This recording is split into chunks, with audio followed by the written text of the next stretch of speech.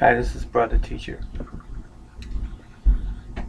Before I leave my office tonight, I just wanted to have some more words to say as it relates to the most current of events in American current events and present events in history, soon to be, and that is of the celebration of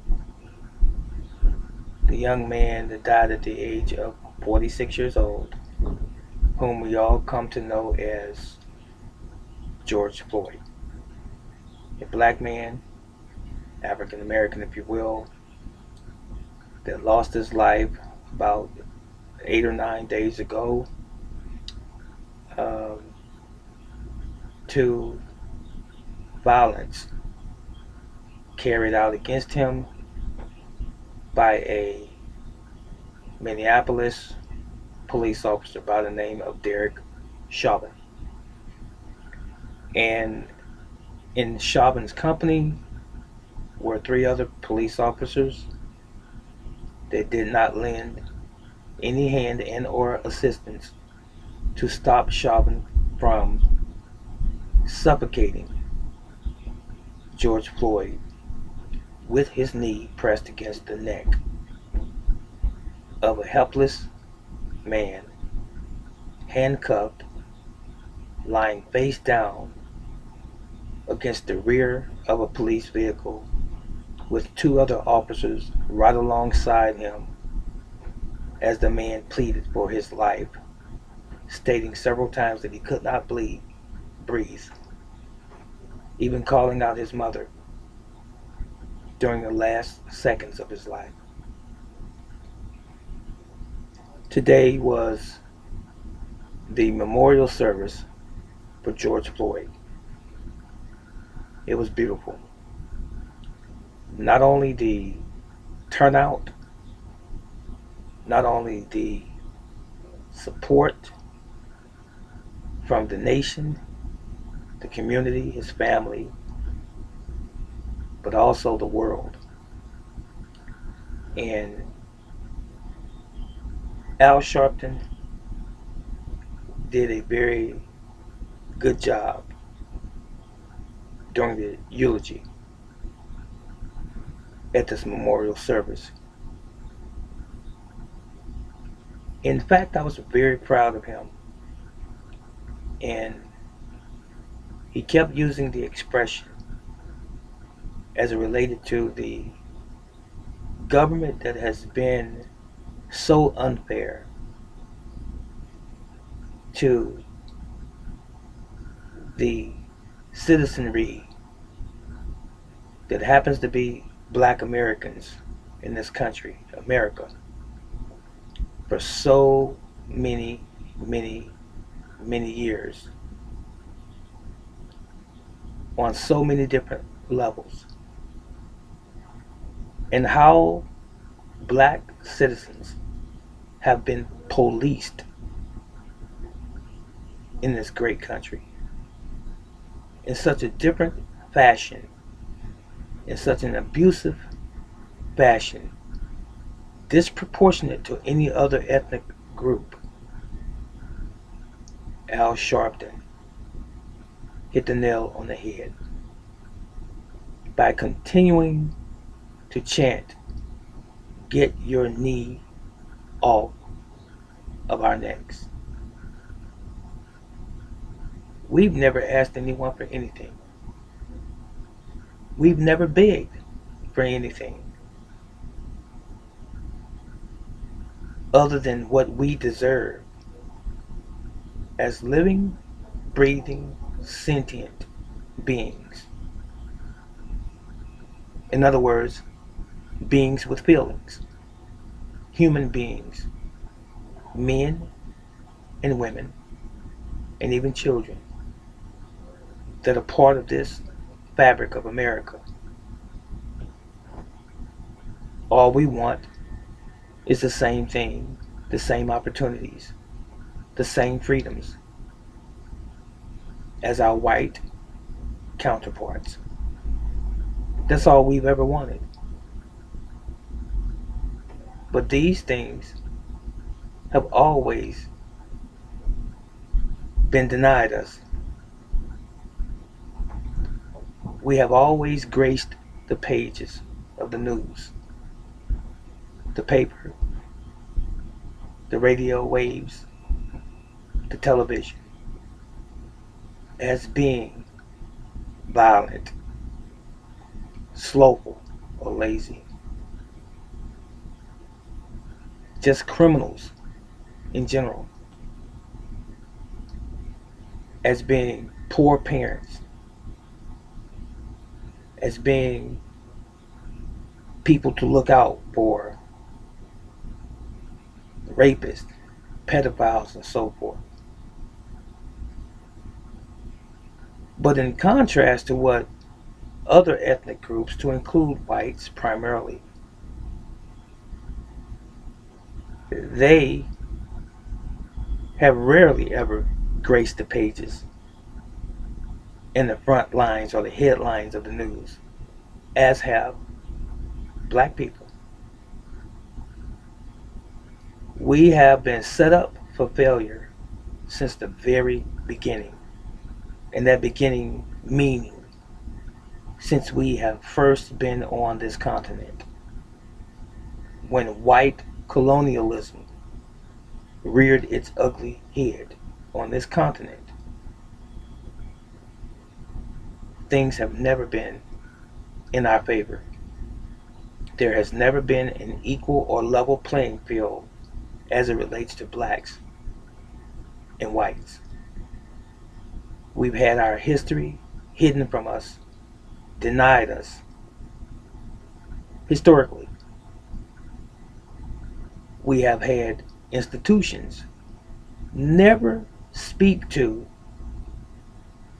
our true history in its elementary, high schools, and even colleges.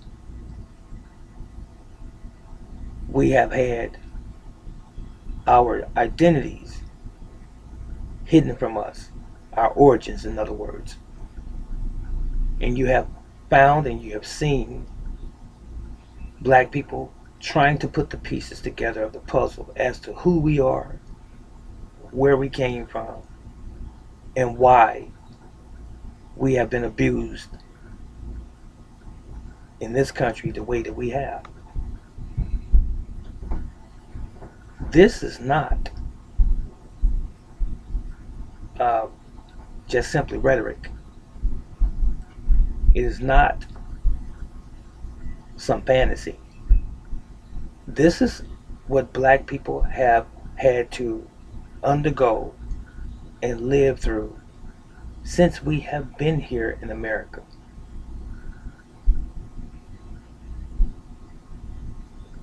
I don't think there's enough adjectives or words to express the atrocities that have been carried out against blacks in America throughout history.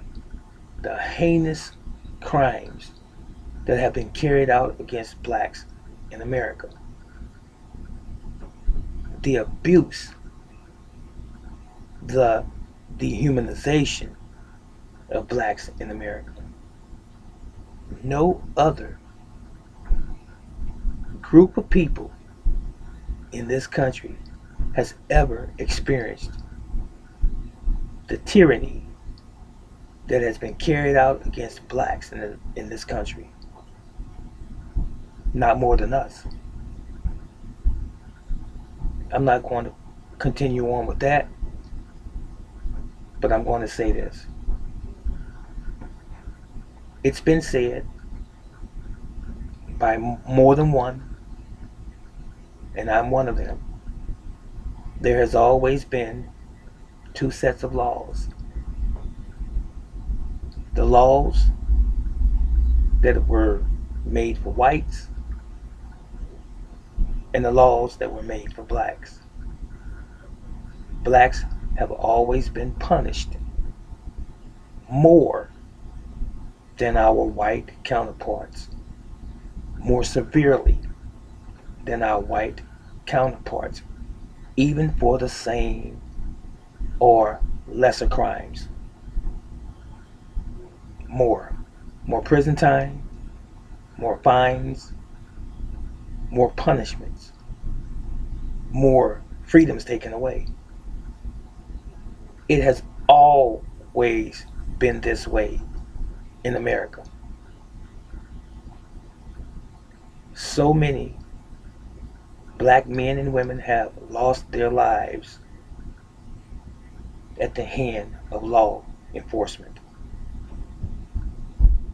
Unnecessarily so. Unwarranted. For frivolous reasons. Covering up even criminal acts carried out by cops against blacks. Hiding evidence. Withdrawing evidence. Maliciously beating and even killing black people in this country. I heard someone say just the other day that George Floyd possibly became the martyr for change as it relates to relations between the police department and black people or the black community. The way in which business will begin to be done after this is all said and done. What to be said and done after these police officers or former police officers have been convicted and then receive their jail time or whatever the punishment may be. I'm going to tell you the names of the police officers that were responsible for the death of a 46-year-old black man in Minneapolis, Minnesota, who didn't do anything to anybody but be black. The officer that had his knee in George Floyd's neck, who's directly responsible for his death, up to 8-9 minutes of excruciating pain and discomfort and suffering, causing George Floyd to die from suffocation or asphyxiation, was Derek Chauvin. The other 3 former police officers that were subsequently charged and arrested yesterday was Thomas Lane, an Asian officer by the name of Tao Tu, and another man by the name of J. Alexander Kuhn.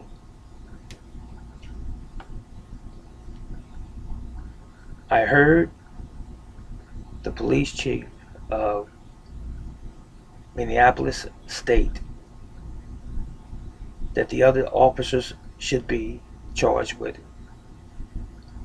complicitory charges because they stood by and allowed Chauvin to kill Floyd, and they did not restrain him.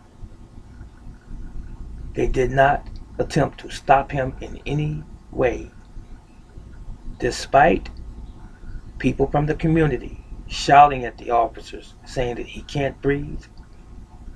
Let him up, he's had enough. You're killing him.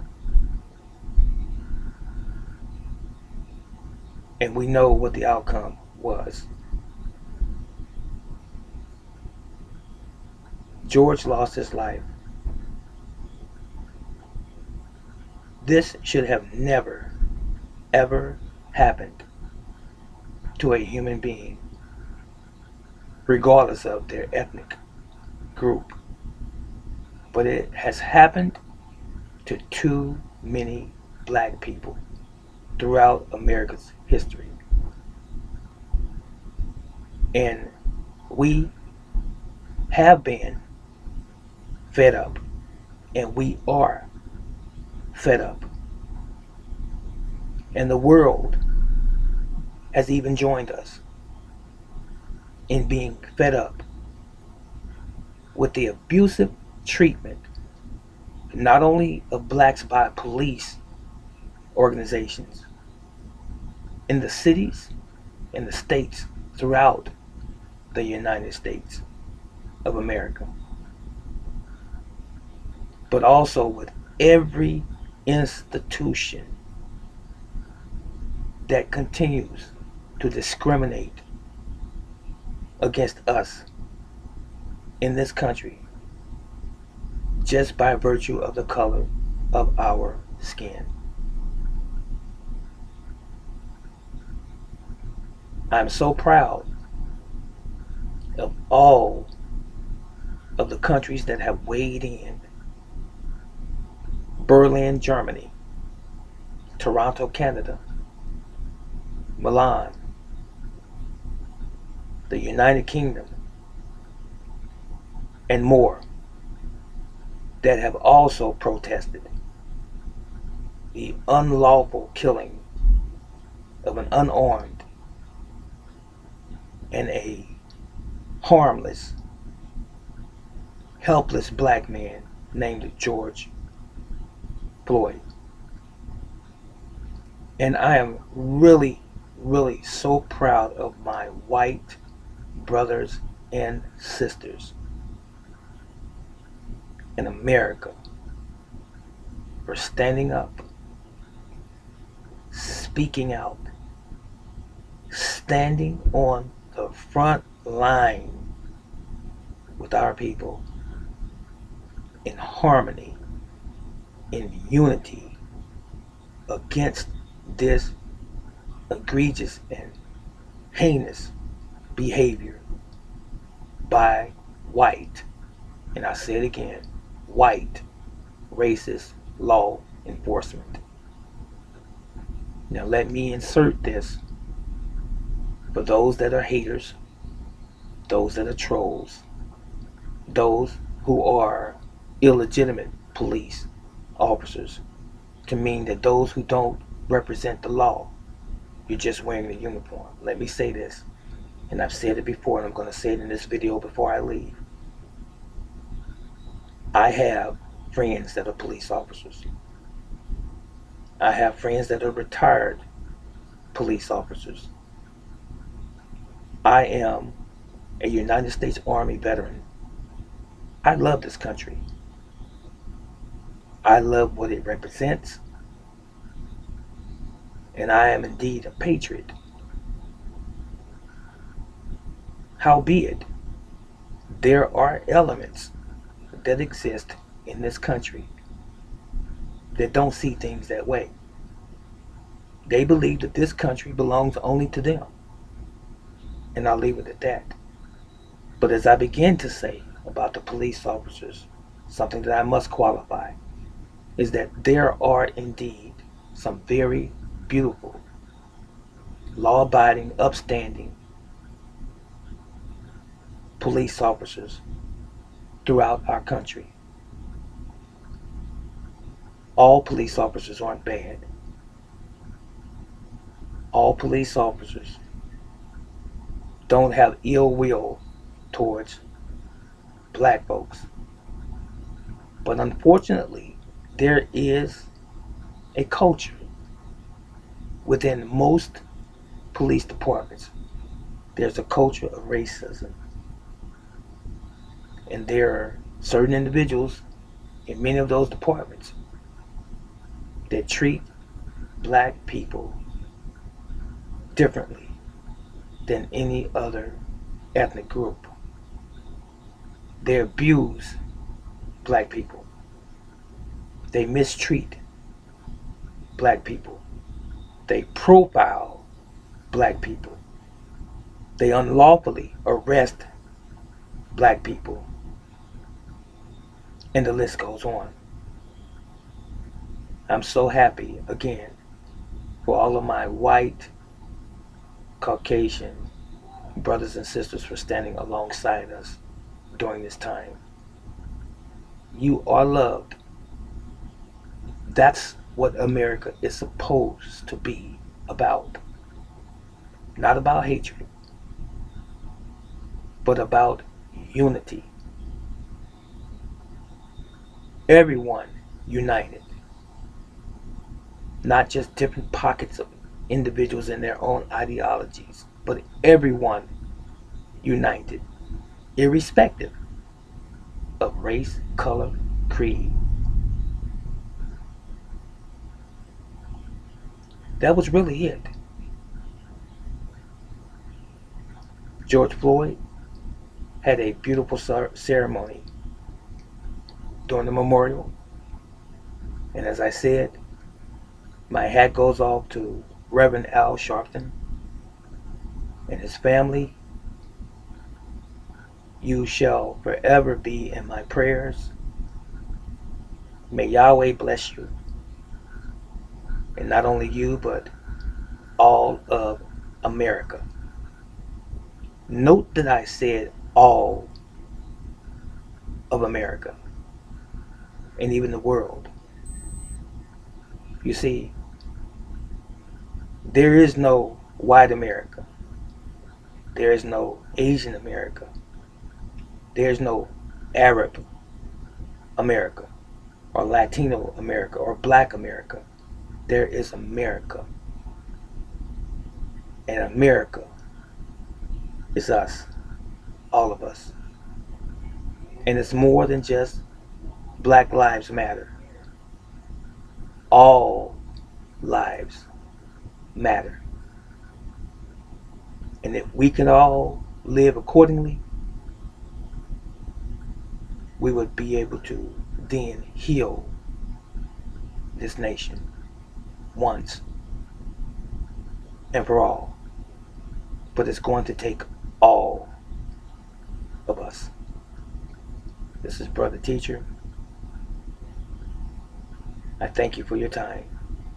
May Yahweh bless you continually, you and yours. And I'll see you in the next video. Have a beautiful day or evening, depending on where you are. And so long.